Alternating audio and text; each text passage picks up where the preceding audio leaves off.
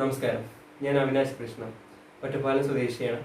ഒരു പൂർവ്വ ഇംഗ്ലീഷ് വിദ്യാർത്ഥിയാണ്. പാസ് ഔട്ട് ആയതിനു ശേഷം ഞാൻ എൻ്റെതായ തിരക്കുകളിലേക്ക് പോയ ശേഷം പഠിച്ച കാര്യങ്ങൾ ഓർത്തിരിക്കാനും സുഹൃത്തുക്കളോട് ഷെയർ ചെയ്യാനും വേണ്ടിയാണ് ഈ പ്ലാറ്റ്ഫോം ഉപയോഗിച്ച് ഞാൻ നിങ്ങളുടെ മുന്നിൽ വരുന്നത്. ഇപ്പോൾ നമ്മുടെ എക്സാംസ് ഒക്കെ വരികയായല്ലോ അല്ലേ? ഫോർത്ത് സെം എക്സാം വരികയായി. അപ്പോൾ ഫോർത്ത് സെം എക്സാമിനുള്ള ഒരു പോർഷനാണല്ലോ മോഡേൺ ഇംഗ്ലീഷ് ലിറ്ററേച്ചർ. അപ്പോൾ പണ്ട് പഠിച്ചതാണ്, ഏതായാലും കുറച്ച് ഓർമ്മകളുണ്ട്. ആ ഓർമ്മകൾ നിങ്ങളോട് ഷെയർ ചെയ്യാനും നമുക്ക് അറിയുന്ന കാര്യങ്ങൾ ഒന്ന് സംസാരിക്കാനും വേണ്ടിയാണ് ഇവിടെ വന്നിരിക്കുന്നത്. അറിയുന്ന കാര്യങ്ങൾ പരിമിതമായിരിക്കും, എന്നിരുന്നാലും നിങ്ങൾക്ക് ഉപയോഗപ്രദമാവുമെന്ന് കരുതിയിട്ടാണ് ഈ വീഡിയോ ചെയ്യുന്നത്. നിങ്ങൾക്ക് പറയാനുള്ള കമൻസ് ഒക്കെ കമൻറ്റ് ബോക്സിൽ നിക്ഷേപിക്കുകയും വേണം. എന്നാലാണല്ലോ നമുക്കത് ഇമ്പ്രൂവ് ചെയ്യാൻ പറ്റും. നമ്മളിപ്പോൾ ഈ വരുന്ന ആഴ്ചകളിൽ നമുക്ക് കുറച്ച് ചാപ്റ്റേഴ്സ് ഫിനിഷ് ചെയ്യാമെന്ന് വിചാരിക്കുന്നു. ആദ്യം ഇന്നെടുക്കാൻ വന്ന് ജേർണി ഓഫ് ദി മാഗിയാണ്. അതിനുശേഷം നമ്മൾ Easter 1916, the unknown citizen, next piece, constable calls, thought fox, Araby, അങ്ങനെ കാര്യങ്ങൾ നമ്മൾ ഇനി ഡിസ്കസ് ചെയ്യുന്നതായിരിക്കും. പക്ഷെ നമുക്ക് ഇന്ന് അധികം സമയം ഒഴുകാതെ നമ്മുടെ ഇന്നത്തെ പോർഷനായ ദ ജേർണി ഓഫ് ദി മാഗിയിലേക്ക് കിടക്കാം. ജേർണി ഓഫ് ദി മാഗിയെ കുറിച്ച് പറയുകയാണെങ്കിൽ നമുക്ക് ഈ പോയത്തിൽ 43 വരികളുണ്ട്. 43 വരികൾ 3 സ്റ്റാൻസയാണ് മെയിൻലി ഈ പോയത്തിൽ വരുന്നത്. ഇത് എഴുതിയ ആള് ഒരു ഗംഭീര മനുഷ്യനാണ്, T.S. എലിയറ്റ്. അദ്ദേഹം കുറേ കവിതകൾ എഴുതിയിട്ടുണ്ട്. അതിൽ നമ്മൾ എന്നും ഓർത്തിരിക്കുന്ന കുറച്ച് കവിതകളുണ്ട്. വേസ്റ്റ്ലാൻഡ്, ദ ലവ് സോങ്, അതൊക്കെ നമ്മൾ എന്നും ഓർത്തിരിക്കുന്ന കുറച്ച് കവിതകളാണ്. അദ്ദേഹം ഒരു അമേരിക്കൻ ടൈപ്പ് പേഴ്സണാലിറ്റിയാണ്. ഈ കവിതയുടെ നമുക്ക് ആരംഭത്തെക്കുറിച്ച് പറയുകയാണെങ്കിൽ, ദി ജേർണി ഓഫ് ദി മാഗിയെ കുറിച്ച് പറയുകയാണെങ്കിൽ, അദ്ദേഹത്തിനൊരു ചേഞ്ച് ഉണ്ടാവുന്നുണ്ട്. ഈ പോയം എഴുതുന്നതിന് മുമ്പ് തന്നെ അദ്ദേഹം വെൽ സെറ്റിൽഡ് ആയിരുന്നു. ആസ് എ പോയറ്റ് എന്ന രീതിയിൽ അദ്ദേഹം എല്ലാവരും അറിയപ്പെടുന്ന ഒരു വ്യക്തിയായ ശേഷമാണ് ഈ പോയം എഴുതുന്നത് കേട്ടോ. അദ്ദേഹത്തിന് ചേഞ്ച് വരികയാണ്. അദ്ദേഹം ഇത്രയും കാലം എഴുതിയിരുന്ന ആ സ്ലാങ്ങിൽ നിന്ന് അല്ലെങ്കിൽ ആ സ്റ്റൈലിൽ നിന്നൊരു ചേഞ്ച് വരികയാണ് ഈ പോയത്തിന്. ഈ പോയത്തിന് പ്രത്യേകിച്ച് റൈൻ സ്കീം ഒന്നുമില്ല. ഇദ്ദേഹം ഒരു യൂണിറ്റാരിനിസിൽ നിന്ന് ആംഗ്ലിക്കനിസത്തിലേക്ക് മാറുന്ന ആ ഒരു ടൈം പീരീഡിലാണ് ഈ പോയം എഴുതിയിരിക്കുന്നത്. ഓക്കെ, ഒരു ആംഗ്ലിക്കനിസത്തിലേക്ക് മാറിയ ആ ടൈം പീരീഡിലാണ് ഈ പോയം വരുന്നത്. ഈ പോയത്തിന് കുറച്ച് സവിശേഷതകളുണ്ട്. ഇദ്ദേഹം ഈ പോയത്തില് സിംബോളിസം ഉപയോഗിക്കുന്നുണ്ട്, ബിബ്ലിക്കൽ റെഫറൻസ് ഉപയോഗിക്കുന്നുണ്ട്. പിന്നെ അദ്ദേഹത്തിന്റെ തോട്ട്സ് വേറൊരു പേഴ്സന്റെ പെർസെപ്റ്റീവിലൂടെ ഇതിൽ വരുന്നുണ്ട്. ഈ പോയത്തിൽ മെയിൻലി 3 ആൾക്കാരെ കുറിച്ചാണ് സംസാരിക്കുന്നത്. മാഗി എന്ന് പറയുന്ന ഈ പേഴ്സൺസ് വൈസ്മെൻ ആവാം, ചിലപ്പോൾ ഒരു കിങ് ആവാം, മജീഷ്യൻ ആവാം, ആസ്ട്രോണോമേഴ്സ് ആവാം. അവരെ കുറിച്ച് വ്യക്തമായൊരു ധാരണയില്ല. എന്നിരുന്നാലും നമ്മള് പല സോഴ്സസ് നമ്മൾ വായിക്കുമ്പോൾ നമ്മൾ മനസ്സിലാക്കുന്ന ഈ 3 പേരുടെ പേര് ഇങ്ങനെയാകാം. ഫോർ എക്സാമ്പിൾ ഗാസ്പർ, അദ്ദേഹം ഒരു ബ്രൗൺ മുടിയും ബ്രൗൺ താടിയൊക്കെ ആയിട്ടുള്ള ഹേബ എന്ന് പറയുന്ന രാജ്യത്തിന്റെ രാജാവായിരിക്കാം. അദ്ദേഹം ശേഷം രണ്ടാമത്തെ ആൾ മെൽച്ചോയർ ആയിരിക്കാം. അദ്ദേഹം അറേബ്യയിലെ ഒരു രാജാവാണ്. വെളുത്ത മുടിയും വെളുത്ത താടിയുമുള്ളതാണ് അദ്ദേഹത്തിന്റെ നമ്മൾ പറയുകയാണെങ്കിൽ ഫേഷ്യൽ സവിശേഷത. അതിനുശേഷം ബാൽത്തസാർ വരുന്നുണ്ട്. ബാൽത്തസാർ ഈജിപ്തിൽ നിന്നാണ് വരുന്നത്. ഡാർക്ക് സ്കിൻ ടോണുള്ള ഡാർക്ക് താടിയൊക്കെ ആയിട്ടുള്ള ഒരു മനുഷ്യനാണ് ബാൽത്തസാർ. അപ്പോൾ ഈ കവിതയില് ഇതിൽ 3 പേരിൽ ഒരാൾ പേർഷ്യയിൽ നിന്ന് വരുന്ന ഒരാളാണ്. ഫസ്റ്റ് പേഴ്സൺ ആകാം, ഗാസ്പർ ആകാം. പക്ഷെ വ്യക്തമായ നമുക്ക് ധാരണകളില്ല. പേർഷ്യയിൽ നിന്ന് വരുന്ന ഒരു മാഗി, അദ്ദേഹം അല്ലെങ്കിൽ ഇവര് ഒരു യാത്ര പോകാൻ തീരുമാനിക്കുകയാണ്. ഈ യാത്രയ്ക്കുള്ള കാരണം ആദ്യം പറഞ്ഞല്ലോ. അവർ ആകാശത്ത് ഒരു ആസ്ട്രോണോമേഴ്സ് ആണ്, വൈസ്മെൻ ആണ്, അത്യാവശ്യം മജീഷ്യൻസ് ഒക്കെയാണ് നമ്മൾ പറയുണ്ടായി. അപ്പൊ ഇവര് ആകാശത്ത് ഒരു നക്ഷത്രം കാണുകയാണ്. ആ നക്ഷത്രം അവർ യൂഷ്വലി കാണുന്നതല്ല. ഈ നക്ഷത്രം യേശു ജനിക്കുന്ന സമയത്ത് നക്ഷത്രത്തെ കുറിച്ച് ബൈബിളിലും പറയുന്നുണ്ട്. ഈ നക്ഷത്രത്തെ കാണുന്ന സമയത്ത് ഇവര് മനസ്സിലാക്കാണ് ഭൂമിയിൽ എന്തോ സവിശേഷമായ ഒരു കാര്യം നടക്കാൻ പോകുന്നുണ്ട്. അതൊരാളുടെ ജനനമാവാം എന്നവര് അസ്യൂം ചെയ്യാണ്. അതിനുശേഷം അവരെന്ത് ചെയ്യാണ്, ഒരു യാത്ര തിരിക്കുകയാണ്. ഈ സ്റ്റാറിന്റെ ഡയറക്ഷനും കാര്യങ്ങളും നോക്കിയിട്ട് അവർ പ്രസന്റ് ഡേ ഇസ്രയേൽ, അന്നത്തെ ബെത്ലഹേമിലേക്ക് ഒരു യാത്ര തിരിക്കുന്നു. യാത്രയെ കുറിച്ച് പറയുകയാണെങ്കിൽ ഭയങ്കര കാഠിന്യേറിയതായിരുന്നു. അവരെന്തായാലും കാശുകാരായിരുന്നു, കാശും കാര്യങ്ങളും ഉണ്ട്, വേണ്ടത്ര സൗകര്യങ്ങളും ഉണ്ട്. അവർ സുഖകരമായ ഒരു ജീവിതം നയിച്ചവരായിരുന്നു. അവരെന്ത് ചെയ്യണം, യാത്രയ്ക്ക് ഇറങ്ങണം. യാത്രയ്ക്ക് അന്ന് ഇന്നത്തെ പോലെ കാറോ ബസ്സോ കാര്യങ്ങളോ ഒന്നുമില്ല. ടെറൈൻ റോഡുകളില്ല, ഭയങ്കര മോശമായ ടെറൈനാണ്. അപ്പൊ അവര് ഉപയോഗിച്ച മാർഗം എന്ന് പറയുന്നത് സൂപ്പറാണ്. ഒട്ടകത്തിന്റെ പുറത്താണ്, അതായത് ക്യാമ്പിന്റെ പുറത്ത് ഒരു യാത്ര തുടങ്ങി. യാത്ര എന്ന് പറയുകയാണെങ്കിൽ അതൊരു യാത്ര തന്നെയാണ് സുഹൃത്തുക്കളെ. ഇന്നത്തെ ഒരുവിധ സൗകര്യങ്ങളും ഇല്ലല്ലോ.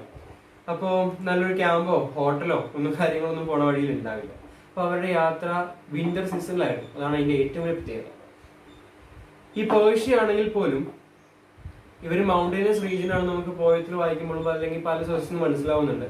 വിന്റർ സീസണിൽ തണുപ്പായിരിക്കും, മഞ്ഞ് വീഴ്ച ഉണ്ടാവും. ക്യാമലിന് പ്രത്യേകതകളുണ്ട്. മരുഭൂമിയിൽ മാത്രമല്ല ഇങ്ങനത്തെ ടെറൈനിലും ഓപ്പറേറ്റ് ചെയ്യാൻ കഴിയും. എന്നിരുന്നാൽ പോലും അത്രയും ഹാർഷ് വെതർ ആയിരുന്നു ആ പർട്ടിക്കുലർ ഇയറിൽ. ഒട്ടകങ്ങൾ യാത്രയ്ക്ക് വിസമ്മതിക്കുന്നു, അല്ലെങ്കിൽ കൂടെ വന്ന ആൾക്കാർക്ക് യാത്ര മുന്നോട്ട് നയിക്കണം എന്നൊരു ആഗ്രഹം വരാണ്ടാവുന്നു. അവർ ശപിക്കാൻ തുടങ്ങുന്നു, പിറുപിറുക്കുന്നു, അല്ലെങ്കിൽ എന്ത് സമയത്താണോ ഞാൻ ഈ യാത്രയ്ക്ക് ഇറങ്ങിയതെന്ന് ആലോചിക്കാൻ തുടങ്ങുന്നു. പിന്നെ അവർ പോകുന്ന വഴിയിൽ പല പല സ്ഥലങ്ങളിൽ പോകുന്നുണ്ട്. പല പല വില്ലേജസ് ആണ്. അന്ന് ടൗൺഷിപ്പുകൾ കുറവാണ്. അപ്പോൾ വില്ലേജസ് ചെല്ലുമ്പോൾ ഈ വില്ലേജുകളുടെ പ്രത്യേകത ഭയങ്കര ഹോസ്റ്റൈലായിരുന്നു. അവര് ഹൈ ഫെയർസ് ഈടാക്കിയിരുന്നു. എന്ത് കാര്യം കൊടുക്കുകയാണെങ്കിൽ, എന്ത് സർവീസ് കൊടുക്കുകയാണെങ്കിൽ നല്ല പൈസ ഈടാക്കിയിരുന്നു. അത്ര വൃത്തിയുള്ള സ്ഥലമായിരുന്നു, വൃത്തിഹീനമായിരുന്നു, ഫ്രണ്ട്ലി ആയിരുന്നില്ല. അപ്പോൾ ഇതും ഒരു സിംബോളിസമാണ്. ഈ സിംബോളിസം എന്ന് ഉദ്ദേശിക്കുന്നത് ഇങ്ങനെയാണ്: അന്ന് എല്ലാം കുറച്ച് ഇമ്മോറലായിരുന്നു. ക്രിസ്തുവിന്റെ ജനനത്തിന് മുന്നേ അല്ലെങ്കിൽ ദൈവത്തിന്റെ വരവിന് മുന്നേ കാര്യങ്ങൾ അത്ര സുഖകരമായിരുന്നില്ല എന്നുള്ള സിംബോളിസമാണ് അതിൽ കാണിക്കുന്നത്. ക്യാമൽ മെല്ലിനെ നമുക്ക് എന്ത് രീതിയിലെടുക്കാം? സാധാരണക്കാരനായിരിക്കാം. ഒരു സാധാരണക്കാരന് അവന്റെ പ്ലഷേഴ്സ് ആയിരിക്കും സുഖം. ആർക്കും കാഠിന്യമേറിയ യാത്രയിൽ പോകാൻ അധികമൊന്നും ആഗ്രഹം ഉണ്ടാവില്ല. ഈ ഇത്ര കാഠിന്യമേറിയ യാത്രയിൽ മുന്നോട്ട് പോകണം എന്ന രീതിയിൽ കാണുന്ന ഈ മാഗേനെ നമുക്ക് എന്തായിട്ട് കണക്കാക്കാം? സ്പിരിച്വൽ ആൾക്കാരായിട്ടും കണക്കാക്കാം. അതൊരു സിംബോളിസമാണ്. ഇവർ ഈ യാത്രയിൽ രാത്രി യാത്ര ചെയ്യാം, പിന്നെ കിട്ടുന്ന ബാക്കിയുള്ള സമയത്ത് വിശ്രമിച്ച് രാത്രി യാത്ര തുടരാമെന്ന് തീരുമാനിക്കുകയാണ് പിന്നെ ഉണ്ടായത്. അങ്ങനെ യാത്ര ചെയ്ത് അവര് ഒരു ടെമ്പറേറ്റ് വാലി എത്തും. അതായത് ബെത്ലഹേമിന്റെ ഏകദേശം അടുത്തെത്തും. ടെമ്പറേറ്റ് വാലി എന്ന് പറയാനുള്ള കാരണങ്ങളുണ്ട്. ഇത്രയും ദൂരം വന്ന സ്ഥലത്ത് അത്ര നല്ല ക്ലൈമറ്റോ ടെറൈനോ അല്ലെങ്കിൽ വെജിറ്റേഷനോ ഒന്നും ആയിരുന്നില്ല. ഇവിടെ കുറച്ചും കൂടി ഒരു നല്ല വെജിറ്റേഷൻ ഉണ്ടായിരുന്നു, നല്ല ക്ലൈമറ്റ് ആയിരുന്നു. പിന്നെ വേറൊരു സിംബോളിസം കൂടി ഇവിടെ വരുന്നുണ്ട്. അവർ വരുന്ന ഈ സമയത്ത് യാത്ര വിന്റർ ടൈമിലായിരുന്നു. ഇവരുടെ എത്തിയപ്പോഴേക്കും സ്പ്രിംഗ് ആയി. അതായത് അവിടെ ഒരു സിംബോളിസം ഉണ്ട്. എന്ത്? ദൈവത്തിന്റെ വരുന്ന അല്ലെങ്കിൽ നമ്മുടെ ജീസസിന്റെ വരവോടെ ഭൂമി തിന്മയിൽ നിന്ന് നന്മയിലേക്ക് ഒരു യാത്ര തുടങ്ങി. A transition from winter to spring is a symbolism as been mention in the poem. അതിനുശേഷം ബെത്ലഹേമിനെ ഏകദേശം എടുത്തെത്തുന്നു. ആ സമയത്ത് വേറെ കുറെ കഥകളൊക്കെ ഉണ്ട് കേട്ടോ. അവിടുത്തെ രാജാവ് അവരെ കാണുന്നു. ഈ കുഞ്ഞിനെ കുറിച്ച് ഇയാൾക്ക് ഒരു ഏകദേശം ധാരണ ഉണ്ടാവുന്നുണ്ട്. തിരിച്ചു വരുമ്പോൾ എവിടെയാണ് ഈ കുഞ്ഞെന്നുള്ള കാര്യം എന്നോട് പറയണം എന്നൊക്കെ ഇവരോട് ആവശ്യപ്പെടുന്നുണ്ടെന്നൊക്കെ പല കഥകളുണ്ട്. പക്ഷെ അവർ വരുമ്പോൾ വഴി മാറിയിട്ട് വരാം, ഈ രാജാവിന്റെ അടുത്ത് വരാതിരിക്കാം. പോകുന്ന സമയത്ത് അവർ പല കാര്യങ്ങൾ കാണുന്നുണ്ട്. ആ കാണുന്ന കാര്യങ്ങളാണ് ഈ പോയത്തിൽ നമുക്ക് എക്സാം ഓറിയന്റഡ് വ്യൂവിൽ ഏറ്റവും ഇമ്പോർട്ടൻറ്റ്.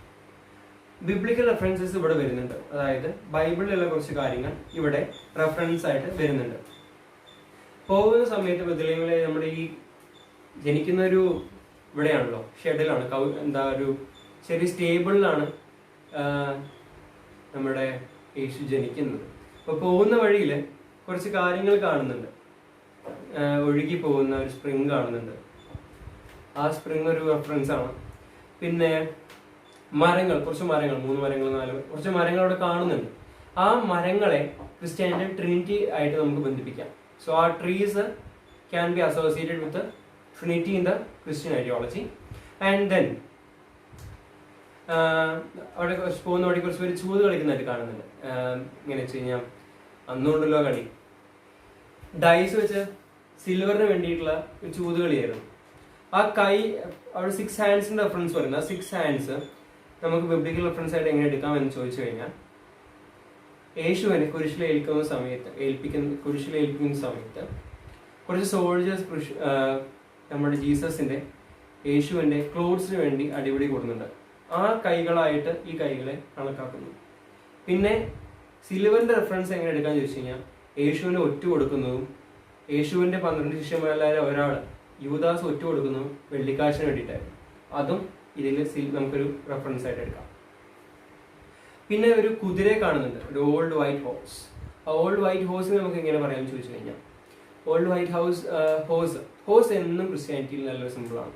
ക്രിസ്ത്യാനിറ്റിയിൽ മാത്രമല്ല, നമ്മൾ യൂറോപ്പിൽ എടുത്തു നോക്കുകയാണെങ്കിൽ horse is A simple of power, royalty, God, അങ്ങനെ പല കാര്യങ്ങളും ഹോഴ്സിനുണ്ട്. ഹോഴ്സ് ഒരു ഡിവൈൻ ആയിട്ടുള്ളൊരു റെഫറൻസ് ആണ്. ക്രിസ്ത്യാനിറ്റിയിൽ പല സ്റ്റോറീസ് ഉണ്ട്. സിന്നേഴ്സിനെയൊക്കെ അബോളിഷ് ചെയ്യാൻ വേണ്ടി സ്വർഗത്തിൽ നിന്ന് വന്ന 4 കുതിരകളെ കുറിച്ചൊക്കെ പറയുന്നുണ്ട്. അപ്പോൾ അതൊക്കെ ഇതിൽ റെഫർ ചെയ്യാം. പിന്നെ അവർ ഉപയോഗിച്ചിരുന്ന വൈൻ്റെ ഇതുണ്ട്, സാക്സ്. ഈ അവിടെയൊക്കെ പണ്ടെന്ന് വെച്ച് കഴിഞ്ഞാൽ നമ്മുടെ ക്രിസ്തുവിൻ്റെ അല്ലെങ്കിൽ നമ്മുടെ ഏതെങ്കിലും ക്രിസ്ത്യാനിറ്റികൾ മൂവീസ് കാണി പറയും കുഞ്ഞാടുകളെ എന്ന് പറഞ്ഞ പരിപാടി ഉണ്ടല്ലോ. ഷെപ്പേർഡ്സ് അധികമുള്ള ഒരു കാലഘട്ടമായിരുന്നു. അപ്പോൾ അവരൊക്കെ ഉപയോഗിച്ചിരുന്നു കഴിഞ്ഞാൽ ഈ ഗോട്ടിൻ്റെ അല്ലെങ്കിൽ ഷീപ്പിൻ്റെ തോലിനെ പ്രത്യേക രീതിയിൽ നമ്മൾ ടൈ ചെയ്തിട്ട് സ്റ്റിക്ക് ചെയ്ത് വെക്കുകയാണെങ്കിൽ നമുക്കൊരു വാട്ടർ ബോട്ടിലായിട്ട് ഒന്നും ഉപയോഗിക്കാം. അപ്പോൾ അത് വൈൻ സ്റ്റോർ ചെയ്യാൻ വേണ്ടിയാണ് ഉപയോഗിച്ചത്. അപ്പോൾ അതും എന്ത് ചെയ്യാം, നമ്മുടെ ഇതായിട്ട് ബൈബിളിക്കൽ റെഫറൻസ് ആയിട്ട് നമുക്ക് എടുക്കാം. ഓക്കെ, അതിനുശേഷം ഇവർ യാത്ര തുടരുന്നു. യേശു ജനിച്ച ആ സ്റ്റേബിളിൽ എത്തുന്നു. യേശുവിൻ്റെ ജനനം കാണുന്നു. അവര് ഇത് കാണാൻ വേണ്ടിയാണ് ഇത്ര ദൂരത്തു നിന്ന് വന്നത്. എന്നിരുന്നാൽ പോലും യേശുവിനെ കണ്ടതിന് ശേഷം അവർ അസ്വസ്ഥരാകുകയാണ് ചെയ്യുന്നത്. അവർ ഇത്രയും കാലം ജീവിച്ചു വന്ന ജീവിത രീതി അവർക്കിപ്പോൾ അത്ര സന്തോഷമായി തോന്നുന്നില്ല. അല്ലെങ്കിൽ ഇത്രയും കാലം അവർ ഭരിച്ചിരുന്ന സ്ഥലവും ആൾക്കാരും ഒന്നും അവർക്കൊരു എന്താ തോന്നുക, ഒരു പ്രോപ്പറായിട്ട് തോന്നുന്നില്ല. ജസ്റ്റ് ഹോർഡിങ്, എല്ലാ കാര്യങ്ങളും കൂട്ടി വയ്ക്കുന്നു, പിന്നെയും കൂട്ടി വയ്ക്കുന്നു. അങ്ങനെ ഒരു പാഗനിസം ടൈപ്പ് ഓഫ് ലൈഫായിരുന്നു ജീവിച്ചിരുന്നതെന്ന് അവർക്ക് തോന്നുന്നു. പിന്നെ അവർ തോന്നുന്നു ഇനി ഒരു ചേഞ്ച് ഉണ്ടാകും. അവർക്ക് ഇത്രയും നേരം അവർക്ക് യാത്ര എന്തിനു വന്നു എന്നുള്ള തോന്നലും മാറി ഇനി ഒരു യാത്രയും കൂടി പോകണം. ശരിക്കും ഈ കവിത എഴുതുന്നത് ആ യാത്രക്കിടയിലല്ല, ഈ യാത്രയൊക്കെ കഴിഞ്ഞ് വന്ന് ഈ കവിതയുടെ സെറ്റപ്പ് തന്നെ വരുന്നത് അവർ വന്ന് തിരിച്ച് വന്ന് സ്ഥലത്തിരുന്ന് നമ്മൾ നൊസ്റ്റാൾജി പോലെ ആലോചിക്കുമല്ലോ. ഒരു ക്യാമ്പ് ഫയറിന്റെ സ്ഥലത്തിരുന്ന് അല്ലെങ്കിൽ ഒരു വൈകുന്നേരം ചായ കുടിച്ചിരിക്കുമ്പോൾ നമ്മൾ ഓരോ കാര്യങ്ങൾ ആലോചിക്കില്ല. അതുപോലെ ആലോചിക്കുന്ന രീതിയിലാണ് ഈ കവിത എഴുതിയിരിക്കുന്നത്. എന്നിരുന്നാലും ഈ പോയത്തിൽ ലാസ്റ്റ് പറയുന്നുണ്ട്, The quest of the Magi ended not in joy but in faith. അവര് പോയത് ജോയ്ക്ക് വേണ്ടി അല്ലെങ്കിൽ ഒരു വലിയ കാഴ്ച കാണാൻ വേണ്ടി പോയ അവർ തിരിച്ചെത്തിയിട്ട് അവർക്കൊരു പ്രതീക്ഷ വരുവാണ്, എന്താ ഭൂമിയിൽ ഒരു ചേഞ്ച് ഉണ്ടാക്കാൻ പോകുന്നു. അതാണ് ഈ പോയത്തിന്റെ എടുത്തു പറയേണ്ട കുറച്ച് സവിശേഷതകൾ. നമ്മൾ ഷോർട്ടായിട്ട് പറയുകയാണെങ്കിൽ ഈ പോയം T.S. Eliot എഴുതിയതാണ്. അദ്ദേഹത്തിന്റെ വലിയ കവിതകൾ ഏതൊക്കെയെന്ന് ചോദിച്ചു കഴിഞ്ഞാൽ നമുക്ക് വേസ്റ്റ് ബാൻഡ് പറയാം. പിന്നെ അദ്ദേഹം ഈ കവിതയിൽ എന്തായാലും ഒരു ഡ്രാമാറ്റിക് മോണോലോഗ് ടൈപ്പാണ് ഉപയോഗിക്കുന്നത്. ഡ്രാമാറ്റിക് മോണോലോഗ് പറഞ്ഞാൽ ഒരു ടൈപ്പ് സോൾലോക്കി തന്നെയാണ് ഒരാൾ സംസാരിക്കുന്നത്. ഈ 3 പേര് പോകുന്നുണ്ടെങ്കിൽ അതിൽ ഒരാളാണ് അതിൽ സംസാരിക്കുന്നത്. അയാളുടെ എക്സ്പീരിയൻസസ്, അയാൾ കണ്ട കാഴ്ചകളാണ് പറയുന്നത്. ഈ 3 പേരോട് ചിലപ്പോൾ ഗിഫ്റ്റ് കൊടുക്കുന്നുണ്ട്. നമ്മൾ നേരത്തെ പറഞ്ഞില്ലേ, ഇപ്പോൾ ഗ്യാസ്പർ കൊടുക്കുന്നത് ഇൻസെൻസ് സ്റ്റിക്കാണ്, നമ്മൾ ഫ്രാങ്കൻ സൈൻസ് എന്ന് പറയും. അല്ലെങ്കിൽ മെൽച്ചോയർ കൊടുക്കുന്നത് ഗോൾഡാണ്. ബാൾത്തസാർ കൊടുക്കുന്നത് മൈറയാണ്. മൈറ എന്ന് പറയുന്ന ഒരു ടൈപ്പ് ഓഫ് ഇതാണ്, ഒരു മരത്തിന്റെ കറയാണ്, മണമൊക്കെ ഉള്ളത്, നമ്മുടെ ഊത് പോലെയൊക്കെ ഒരു ടൈപ്പാണ്. അപ്പോൾ ഇവര് യാത്ര തിരിക്കുന്നു, ഒരു നക്ഷത്രം കണ്ടാണ് യാത്ര തിരിക്കുന്നല്ലോ. അപ്പോൾ എന്തോ വലിയ സംഭവം നടക്കുന്നു, അത് കാണാൻ വേണ്ടി പോകുന്ന വഴി അവർ കുറച്ച് ഹാർഡ്ഷിപ്സ് ഉണ്ടാകുന്നു. അവർ ആ സ്ഥലത്തെത്തുമ്പോൾ ഒരു വലിയ ചേഞ്ച് കാണുന്നു. ബിബ്ലിക്കൽ റെഫറൻസ് ആയിട്ട് നമ്മൾ നേരത്തെ പറഞ്ഞ കാര്യങ്ങൾ കാണുന്നു. അതെന്തായാലും നോട്ട് ചെയ്യണം. അതിനുശേഷം അവിടെ എത്തുന്നു, ക്രിസ്തുവിനെ കണ്ട ശേഷം അസ്വസ്ഥരാകുന്നു. പിന്നെ അവരവരുടേതായ സ്ഥലത്തേക്ക് തിരിച്ചു പോകുന്നു. തിരിച്ചു പോയതിനു ശേഷം അവർക്ക് സാധാരണ ജീവിതം നയിക്കാൻ പറ്റുന്നില്ല. അവർ ഒരു ചേഞ്ചിന് വേണ്ടി ആഗ്രഹിക്കുന്നു. ഈ യാത്ര ഒന്നും കൂടി പോകാൻ വേണ്ടി ആഗ്രഹിക്കുന്നു. സ്പിരിച്വൽ ആയിട്ട് മാറുന്നു.